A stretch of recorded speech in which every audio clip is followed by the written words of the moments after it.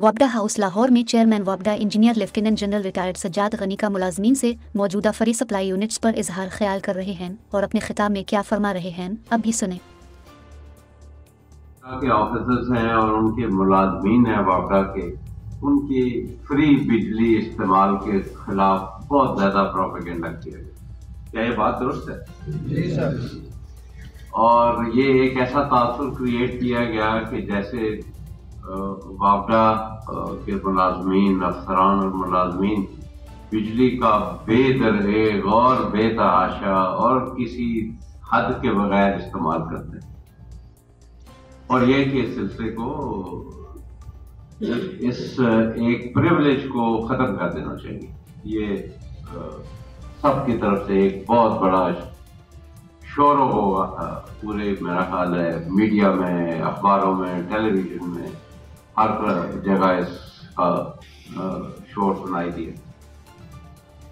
हुकूमत को इस सिलसिले में हमने अपनी तरफ से पूरी आगाही दी और ये बताया कि ये बिल्कुल वेलफेयर का मेयर है, इसमें कोई ऐसी सहूलत नहीं है जो किसी और दूसरे इदारे के लोगों को ना हो।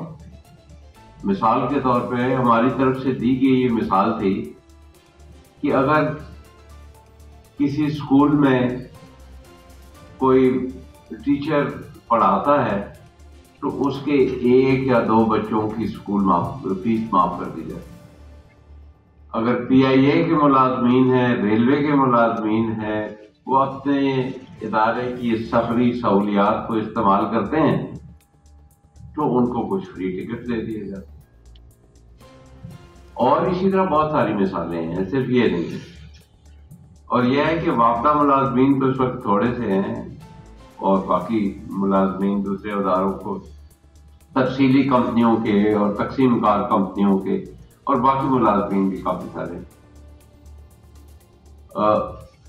बहरहाल फिर अल्लाह का ये करम हुआ कि इनके ऑफिसर्स के सिलसिले में तो हमने ये फैसला किया कि ये तकलीफ और अगर कोई सख्ती है तो शायद ऑफिसर्स इसको बर्दाश्त कर पाएंगे, लेकिन स्टाफ के लिए ये सहूलत बरकरार और मुहैया रहना चाहिए।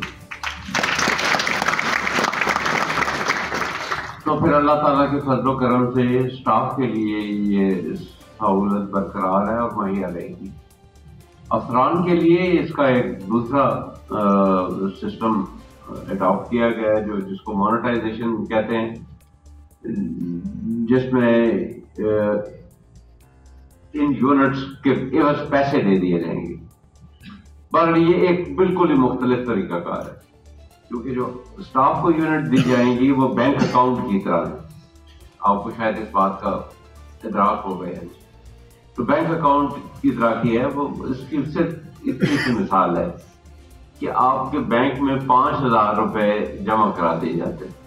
आप वो चाहे 2 महीने में इस्तेमाल कर लें, 3 में कर लें, 6 में कर लें, 8 में कर लें, 10 में कर लें, तो उसमें कोई स्लैब की कैद नहीं होती।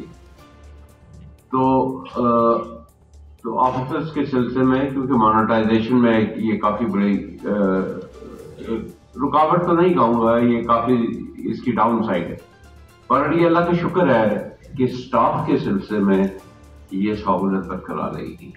और सिर्फ जो हाजिर सर्विस स्टाफ नहीं है, बल्कि जो वापडा का मुतवज्जा तरीकाकार है उसमें जो असाब रिटायर हो चुके हैं, जो बेनिफिट उनकी तरफ जाता है, इंशाल्लाह वो पहुंचता रहेगा।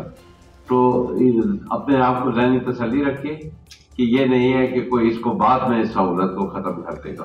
तो इंशाल्लाह ये सहूलत बरकरार रहेगी स्टाफ के लिए।